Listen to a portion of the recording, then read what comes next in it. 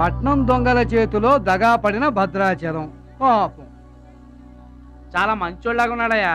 వాళ్ళ అన్నయ్యలు తిరిగితే ఎవరో మహాలక్ష్మి కలవడానికి వచ్చారంట. పాపం అమాయకుడిని చేసి అనవసరంగా ఇరికించారు కదన్నా. ఇరికించింది ఎవరో? ఇంకెవరు? మన అచ్చిబాబు బుచ్చిబాబు గాళ్లే. తప్పు చేసామంటావా? మనం రైట్ ఎప్పుడు చేసాం గనక ఎన్నాళ్ళు మనం పక్కోడి పర్సులు కొట్టేసినా మన బ్యాంకులో డబ్బులు మనమే కొట్టేసినంత హ్యాపీగా ఫీల్ అయ్యేవాళ్ళం. కానీ వాళ్ళు మాత్రం తమ్ముడు బెడ్ మీద ఉన్నాడు అంటే ఆ పాపం అందే బావా. చేసిన పాపం చెప్తే పోతుందంటారు. వెళ్ళి తమ్ముడి కాళ్ళమే పడి క్షమాపణ చెప్పేద్దాం. ఎవరిని బావా పట్టుకుంటారు అంటున్నారు?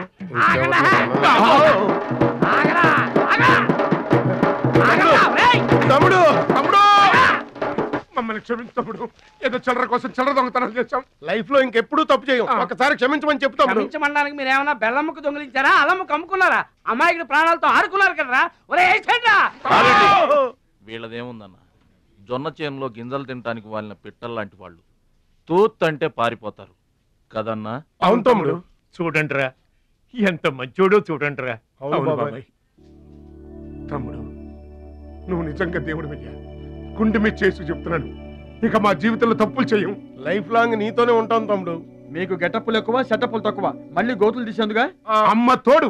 ఇక ముందు చెయ్యం సార్. ఇంతకు ముందు ఎందుకు చేసినట్టు? సార్ మేము పెరిగిన అట్మాస్ఫియర్ అట్లాంటిది. మమ్మల్ని పెంచిన క్లైమేట్ అలాంటిది. అదేంటి? ఇప్పుడు గుళ్ళో పెరిగినోడు భక్తుడు అవుతాడు, బళ్ళో చదువుకున్నాడు స్టూడెంట్ అవుతాడు, రోడ్డు మీద పెరిగినోడు రౌడీ అన్న అవుతాడు, దొంగ అన్న అవుతాడు. మేము రెండో కేటగిరీ సార్. ఇక మీద రాంగ్ రూట్కి వెళ్ళాం సార్. ఎదురింటి దిష్టి, పక్కింటి దిష్టి, వెనకింటి దిష్టి, నా దిష్టి, ఈ గుమ్మడికాయ దిష్టి, ఈ దొంగ వెధవ దిష్టి, అందరి దిష్టి పోవాలి.